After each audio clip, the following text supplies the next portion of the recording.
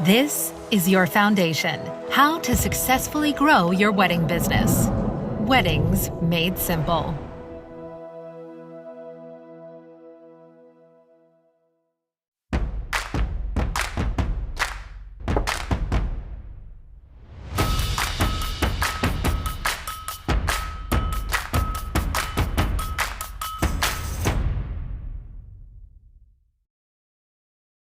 While we're on the topic, why don't we jump over and talk about gamma, which is essentially the way a camera perceives and captures light when you hit that record button.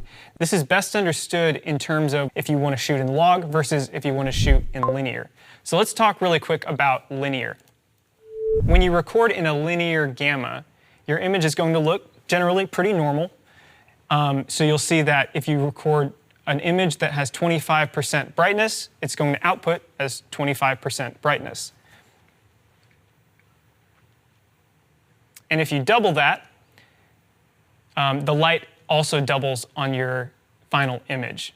This seems logical, right? But this isn't actually how our eyes actually see light. And plus, cameras only have so much dynamic range. So linear is actually not that great for dynamic range optimization. And it's kind of like what you see is what you get. So if you see this much light, if you see about 5% light, it's going to record 5% light. But maybe we need to retain some of those shadows. Now, this is the beauty of shooting in log. Log preserves maximum dynamic range and shadow recovery by applying a mathematical curve to your input data, and thereby capturing greater luminance detail here in the darker parts of your image. Now, log takes a page out of human vision because this is actually more accurately how human beings perceive changes in light. Our eyes are incredibly dynamic and adaptive. Think about how one gigantic stadium light is perceived as a certain brightness in our brains, but when you slowly turn on more lights, one by one till we get to, say, 100 stadium lights, like during a football game, our eyes adjust and we can still see. Now, in a linear world where double the light would quickly destroy our retinas, but in log, double the light is only perceived as a fractional amount of change. Since we're already designed as human beings to retain great sensitivity to brightness levels, we can use our technology, take a page out of human vision, to make sure we maximize how much data we can pull out of our shadows. This is a great place to begin your grade. Now, the one downside to shooting in log is that the image is flat and it requires more correction in post to linearize it, which is called gamma correction. But it's actually often not that hard, especially these days when we have so many technical LUTs and color space transform effects available to us. Remember too, people always go into resolution is getting so high we can't see it with our own eyes, but when it comes to dynamic range, it's actually fascinating because it's subjective to what the actual interpretation of the human eye can see in comparison to a camera.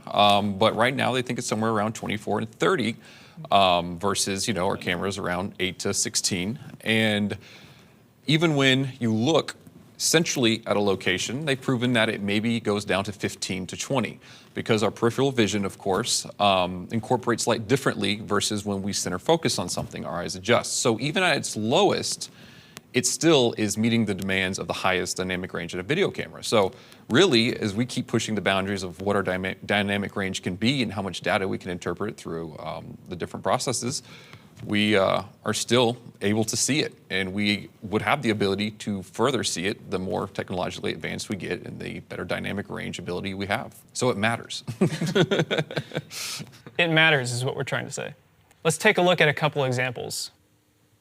So here's an image that I've recorded in several linear preset profiles as opposed to a few log profiles. I recorded this on a Sony a7 III with some of the various picture profiles that are native to it. So this is the Cine 2 linear profile, Cine 4, and then here is where we start getting into log, where you can see it's much flatter, much more washed out. This is S-Log 3, this is S-Log 2. Now, after we've done a quick grade to them, we can start to see the beauty of shooting in log. So here's a look at, let me open my scopes here. Let's go ahead and cycle through these. Now let's compare Cine 4 with S-Log 3. So here's Cine 4, here's S-Log 3. And take a look at what's happening here in the scopes. We'll see that our yeah, we'll see the flower is getting really clipped up here because of the intense saturation. But if we look at here on the S-Log3, and you can even see here as well in the shadows, we have much more shadow retention because that's what log does. And we're also retaining much more of the data here in the flower. And the same thing here with S-Log2, we're keeping our image completely intact. So the reason, again, that we're saying this is because we want you to be able to understand your footage the best. We want you to understand how the camera's recorded the light and the color so that you can properly manipulate it and make the best possible looks.